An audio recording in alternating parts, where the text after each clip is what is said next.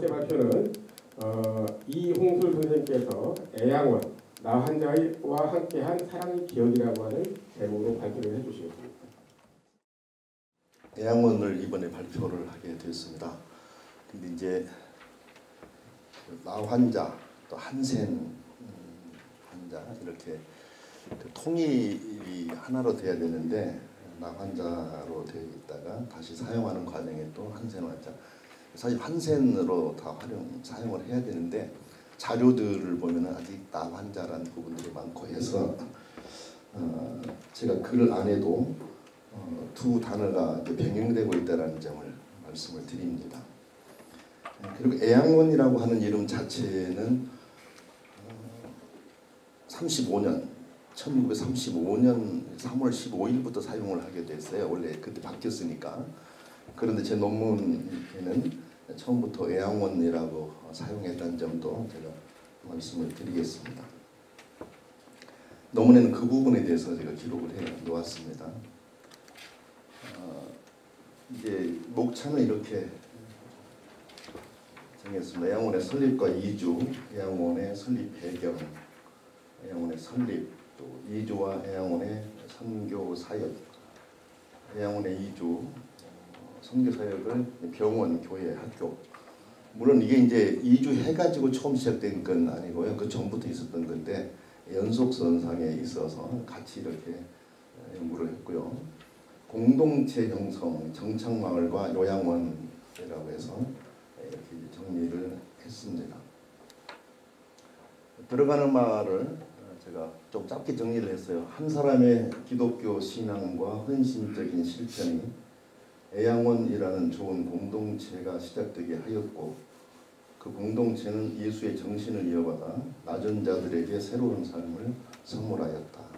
이 포사이드라고 하는 한 사람의 사랑의 이런 그 정신 실천이 애양원이라고 하는 좋은 공동체가 시작되게 되었고 시작은 이제 포사이드의 사랑의 정신에서 실천이 시작이 되었지만은 그 일을 진행하는 애양원 모든 그 가족들이 다 정말 사랑의 마음으로 이 일들을 감당하고 있다 이런 생각을 많이 가졌습니다. 애양원의 설립 배경입니다. 사실은 포사이드부터 시작이 되어야 됐는데 이제 포사이드가 등장하기까지의 과정이 오웬이 있었고 윌슨 이런 과정들이 있었기 때문에 오웬 목사부터 이제 기록을 했습니다. 오웬 목사는 의사였어요. 의사이면서도 선교 같이 했던 분이셨는데 처음에 목포에서 이제 의료 선교를 하다가 광주로 이제 옮겨가게 됩니다. 광주에 옮겨가서는 전남 동부권 지역에 교회를 많이 건축했어요. 그래서 뭐 화순이라든지 또 능주, 또 보성, 또 저쪽에 고흥, 여수, 뭐 순천 이런 곳들을 다니면서 의료 선교도 하고 또 복음을 전파하고 직간접적으로 약 30여 개 교회를 개척을 했습니다. 상당히 많은 교회를 개척을 했어요. 그러는 과정에 순천 지역을 순회하다가 이제 고열이 이제 있고 폐렴 증세가 이제 온 거예요. 순천 지역을 순회하는 동안에 폐렴 증세가 와가지고 이제 거기에서 이제 가마로 그때는 이동 수단이 뭐 좋지 않았으니까 가마에 이제 그 환자를 태워가지고 광주까지 가게 됩니다. 한 이틀이 걸렸다고 자료에는 기록돼 있어요. 이틀. 가마에 그 환자를 태워가지고 이틀을 가는데 이건 쉬운 일이 아닙니다. 어느 책을 보니까 그 미국인들에게 가마는 고문과 같다 이런 표현을 한 걸 제가 읽어봤어요. 미국인들에게 가마. 왜냐하면 이 좁은 가마 안에 그 긴 다리를 이렇게 접고 앉아야 되니까. 근데 그 큰 환자가 그 이틀 동안을 길도 좋지 않는데 그 과정을 통해 가지고 갔을 때 어떤 상황이었겠나 한번 상상을 해보세요. 그래서 그 도착했을 때는 아주 위중한 상태였습니다. 상태 위독한 상태였었고 이때 이제 윌슨이 오웬이 도착했었을 때 윌슨이 목포에 있는 포사이드에게 급하게 전화를 겁니다. 지금 오웬이 위독한 상태다.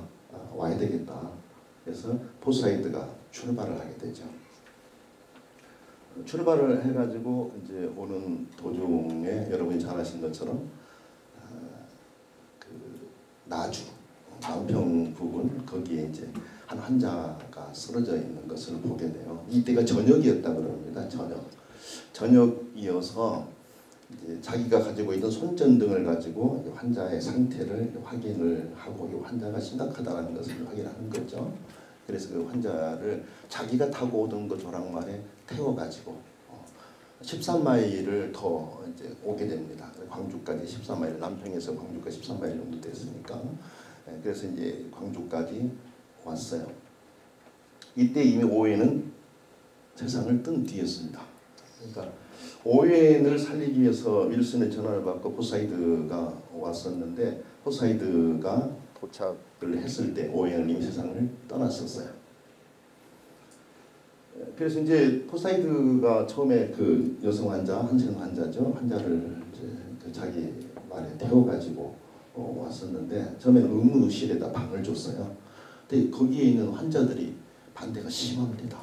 왜냐하면 그 이제 뭐 소문 날 거 아니에요. 이게 나 환자라 뭐 여러 가지 아니면은 자기들에게 전염될 수 있다는 생각들도 이제 가졌을 거고 반대를 하게 되니까 거기에 들 수가 없어서 벽돌 굽는 가마에다가 이틀 후에 그러니까 광주 도착한 이틀 후에 벽돌 굽는 가마에다가 환자 거처를 이제 마련을 하게 됩니다. 사실상 그래서 나병원 개설한 날이 1900년 4월 7일이다 이렇게 보고 있어요. 이게 이제 그 포사이드사입니다. 저쪽에 포사이드고 여기가 그 가마 굽는 그 벽돌 굽는 가마터, 그러니까 병원을 짓기 사용했던 벽돌 굽는 가마터입니다. 이 포사이드는 1904년에 처음에 전주 예수병원 쪽에 선교하게 왔어요. 처음에. 그런데 거기에서 와서 선교를 할 때 시골의 김제 지역 그 시골에 급한 환자가 있다고 해서 왕진을 갔는데 밤이 늦어가지고 오지를 못하고 거기서 이제 잠을 청해야 됐었어요. 그 상황에서 불량배들로부터 습격을 당합니다. 습격을 당해가지고 거의 생명의 위독한 상태까지 아주 치명적인 이제 상처를 입게 돼요. 겨우 이제 어떻게 치료를 받고 해서 살아나기는 했습니다만 그 후유증이 너무 심각했어요. 심각해서 미국으로 돌아갑니다. 미국으로 6년에 돌아갔다가 다시 1년 정도 거기서 요양을 하고 7년에 나와요. 나와서 목포로 갑니다. 이제 목포에서 있을 때 이 사건이 이제 벌어져 가지고 이렇게 광주로 와서 나병원에 시작되게 하는 그 소중한 일을 감당하는데 이 일이 있고 나서 광주에 한센 환자를 이동해가지고 진료하고 이 과정 있고 2년 이후에 그는 미국으로 들어갑니다. 다시 미국으로 들어가서 45세로 세상을 뜨게 됩니다. 그러니까 그 상당히 그 김제에서의 후유증이 너무 심각했던 거예요. 젊은 나이죠. 켄터기주에 있는 루이빌 의과대학을 졸업했습니다. 루이빌 의과대학을 졸업했는데 제가 이제 그 애양원에서 편집한 책을 보니 프린스턴 의과대학으로 돼 있어요. 근데 프린스턴 대학에는 의학과가 없습니다. 제가 인터넷을 쭉 찾아봤는데 프린스턴 대학에는 의과 대학이 없어요. 그 책에는 그게 그 프린스턴 대학이라고 되어 있더라고요. 근데 이제 영국 그 교수님 그분이 이제 글을 쓸 때 루이빌 의대라고 하는 걸 분명하게 밝혀놔서 제가 루이빌 의대로 써놨습니다. 애양원의 설립입니다. 처음에 이제 그 환자가 오니까 환자를 치료해야 돼서 모금을 했습니다. 모금을 해가지고 방 3개가 있는 집을 하나 마련했어요. 계속 윌슨은 계속해서 이제 그 방안을 모색하기 지원 요청을 하게 됩니다. 그런 과정에 에딘버러 한센병 협회로부터 약 $2,000 착수금을 지원을 받습니다. 그리고 2011년에는 성교부로부터 한센병 환자의 집을 승인을 받아서 이자형으로 이제 그 건축을 하게 됩니다. 이자형으로 그 남병동, 여병동 그리고 이제 또 이렇게 뭐 교회 이자형으로 에딘버러 지원금을 받았다 해가지고 이자형으로 이렇게 집을 지어서 환자를 돌보았습니다. 그 이후에 1912년에 한센병 선교회 베일리 부부가 광주를 방문해요. 그래가지고 100여 명을 이렇게 돌볼 수 있는 한센병 선교회의 비용을 부담하겠다라고 이제 결정을 하게 됩니다. 그 이후에 1923년에는 정식 병원으로 조선 총독부로부터 이제 그 인가를 받습니다. 조선 총독부 사립병원 취처규칙, 그 애양원 책에는 취재규칙이라고 되어 있어서 인터넷을 쭉 쳐보는데 그 당시 취최라고 되어 있대요. 그래서 취재가 맞는 거니 취최가 맞는 그때 그 당시 그래서 취최로 되어 있는 취최로 이렇게 바꿔서 사립병원 취체규칙에 의해서 정식 병원으로 이제 인가를 받게 됩니다. 정식 병원으로 인가를 받게 되고 총독부도 지원을 했어요. 여기 보니까 17,300엔에 달하는 보조금을 지급하기로 결정을 합니다. 그러니까 광주 나병원의 사역이 얼마나 중요하다는 걸 총독부도 인식을 한 것이죠. 그래서 지원금을 지원하게 됩니다. 그때 그 당시 이제 환자들을 치료할 때 대풍자나무의 그 열매를 짜가지고 그 약을 사용을 했다고 그래요. 근데 그 동아일보 1924년 5월 25일자 3면 사회면에 나병원의 호적이라고 하는 제목으로 이제 그때 그 당시에 기록이 있는데 광주 나병원은 설립된 이래 성대이 매우 양호하여 도움병원에서 치료를 받고 퇴원한 20여 명은 재발의 흔적이 없다고 한다. 병원장 윌슨 씨에 의하면은 대풍자유를 많이 쓰는데 큰 효과가 있었다고 하며 이렇게 돼 있어요. 그래서 이거 대풍자나무의 종자를 압착해가지고 얻은 대풍자유를 피하에 주사하는 방식이었다고 해요. 이게 아주 그 환자가 통증이 심각할 때 그 약을 처방받고 환자가 정말 힘들어했대요. 그래서 다시 다음에 맞을 때는 너무 두려워할 정도로 이게 이제 심각했다고 하더라고요. 그렇지만 효과는 있었다고 합니다. 네. 그 뒤에 DDS가 나오기 전까지 이게 사용이 됐었으니까요.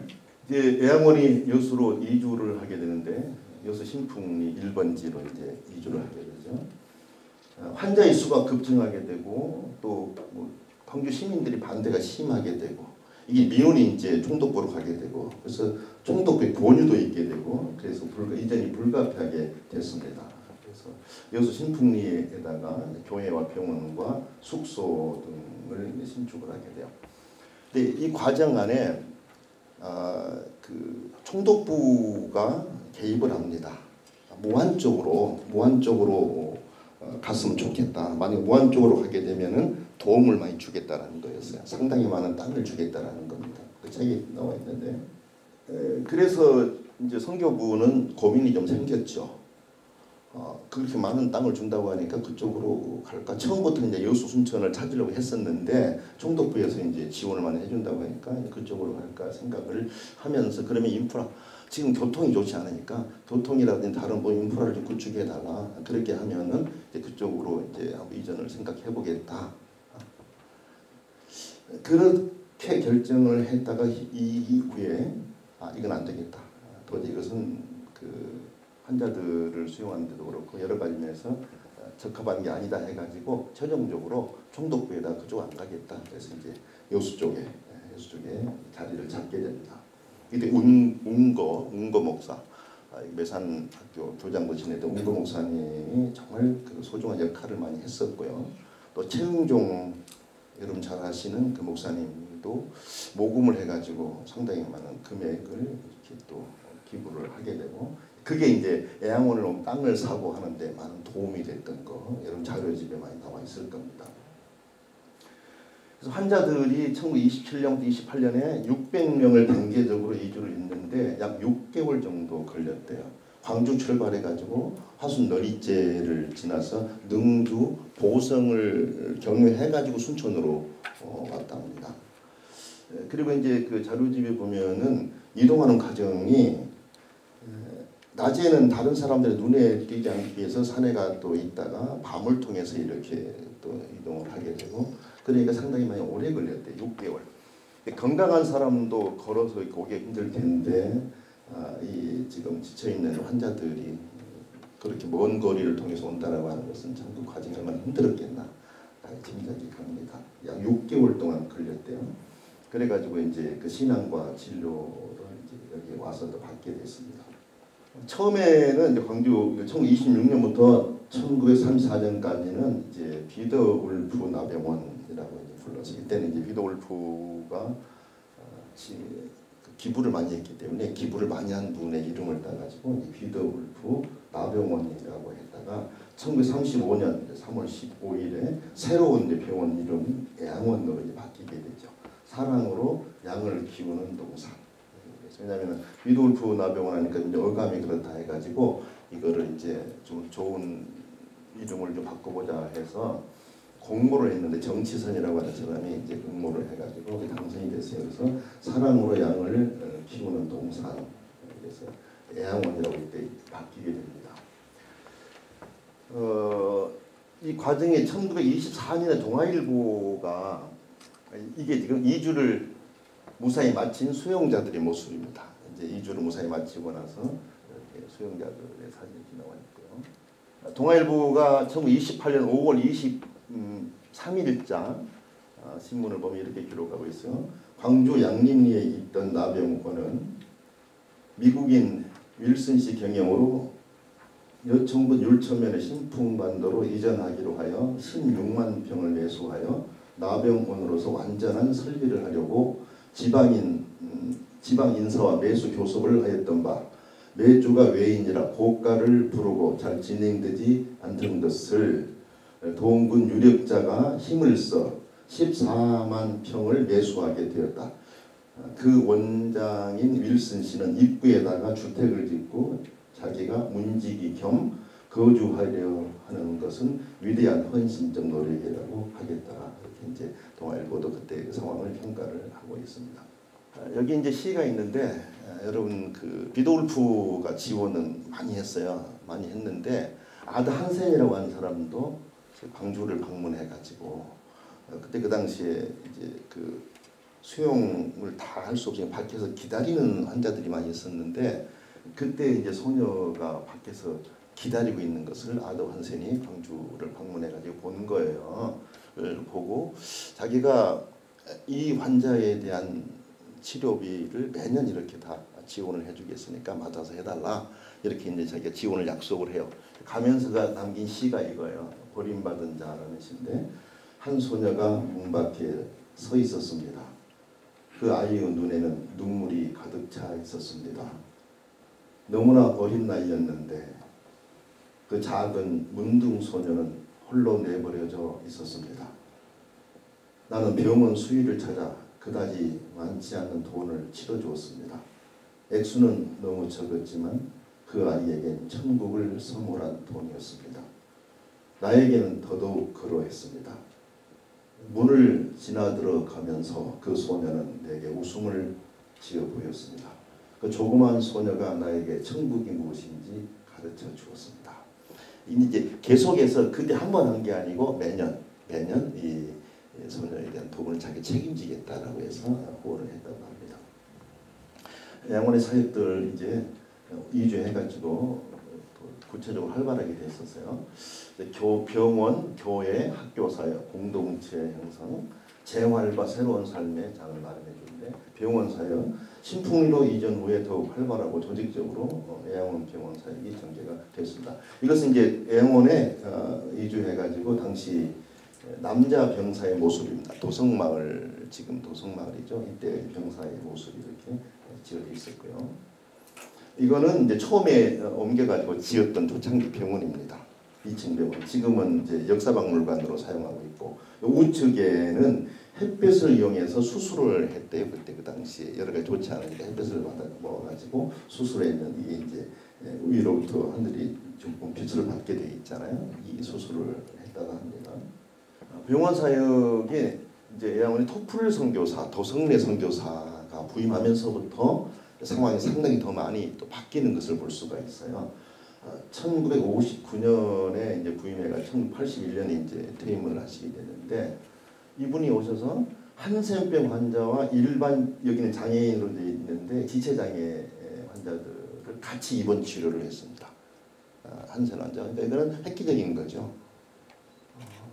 그래서 결국은 이것은 이제 사람들의 어떤 편견도 없애주고 그래서 한센 환자에 대해서 또 지금 가졌던 생각도 바꿔주고 하려는 이런 의도도 있었었고 그래서 이 정말 토플 선교사가 소중한 일을 또 하나 시작했고요.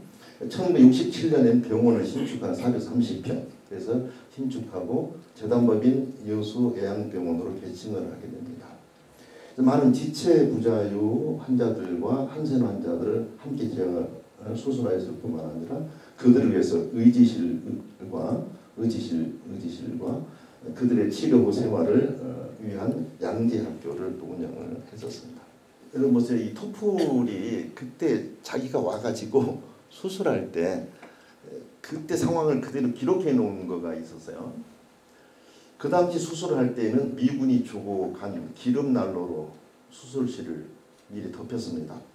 수술할 때는 오래된 방법인 개방식 점적 마취를 가연성인 에테를 사용하여 하기 때문에 난로를 꺼야 했습니다.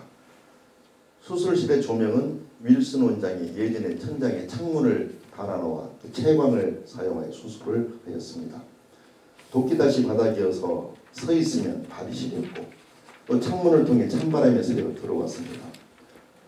보통 전기가 없었으므로 우리는 가끔 광부가 사용하던 것과 같은 배터리로 작동하는 머리 램프를 이용했습니다. 그러나 대부분의 수술은 보다 큰 방에서 했으며 이 방은 바닥이 미끄러워서 수술대를 햇빛에 있는 창문으로 움직여가며 수술을 하기가 수월했습니다.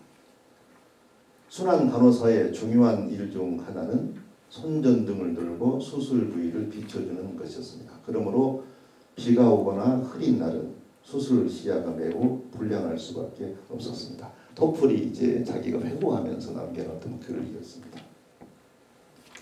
그리고 이제 2010년 기준 이제는 애양원 내과도 개설되어 가지고 2010년 현재 187병동을 가진 병원이 이제 되어 있습니다.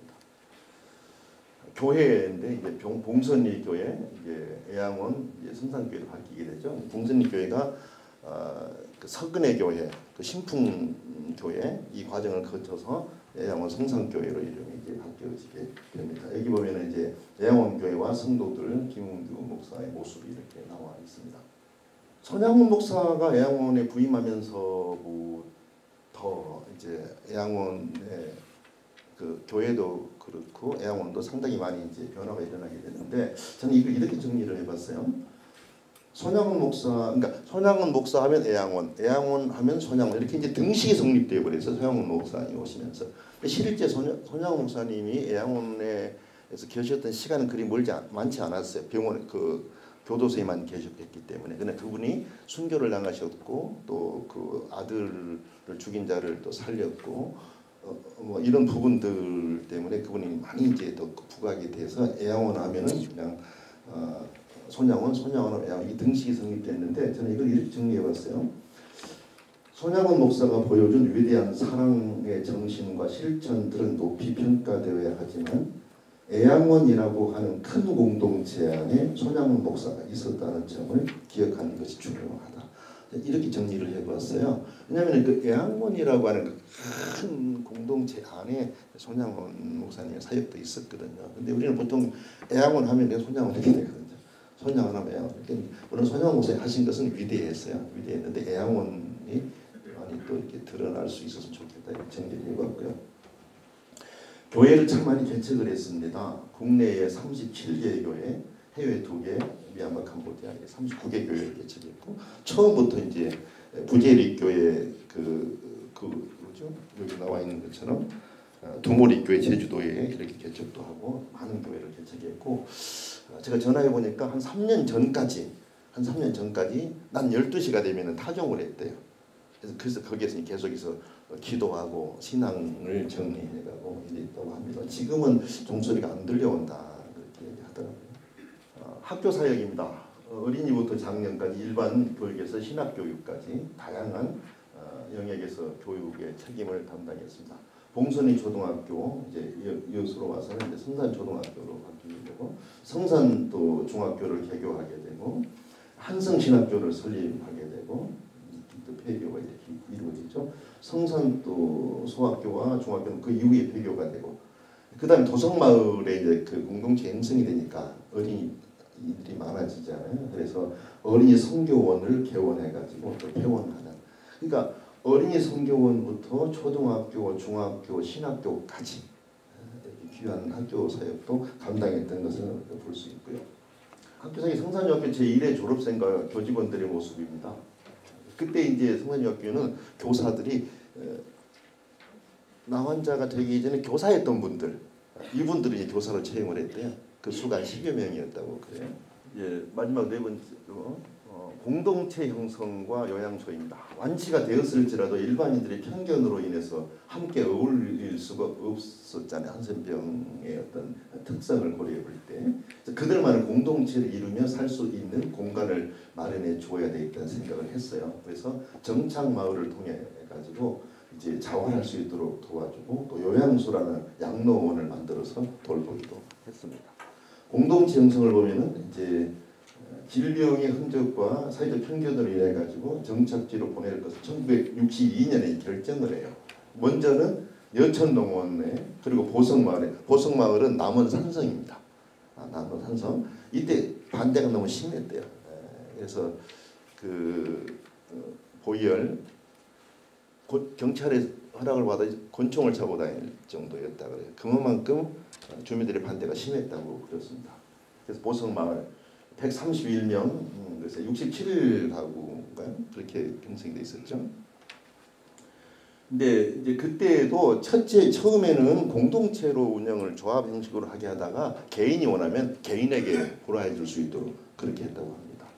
그 이후에 이제 도성마을, 이 보성마을은 이제 그 보이열 목사님 이름을 따서 보성마을이라고 했었고, 도성마을은 도성내, 토풀이 한국 도성이니까. 저기 도성내니까 도성마을이기 때문에 205명.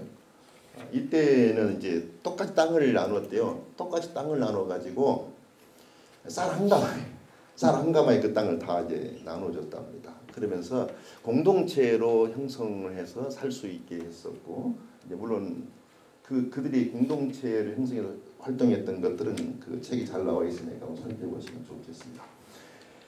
평안요양소를 이제 개설을 해가지고 질병이 완치된 어르신들을 돌보고 있는데, 제가 전화를 해가지고 확인해 보니까 현재 33명 정도가 남아 계신 것으로 그렇게 알고 있습니다.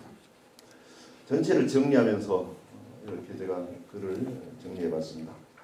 애양원은 가장 낮은 자들의 벗이 되어 주었고, 그들에게 희망과 새로운 삶의 길을 보여준 따뜻하고 포근한 사랑의 공동체였다.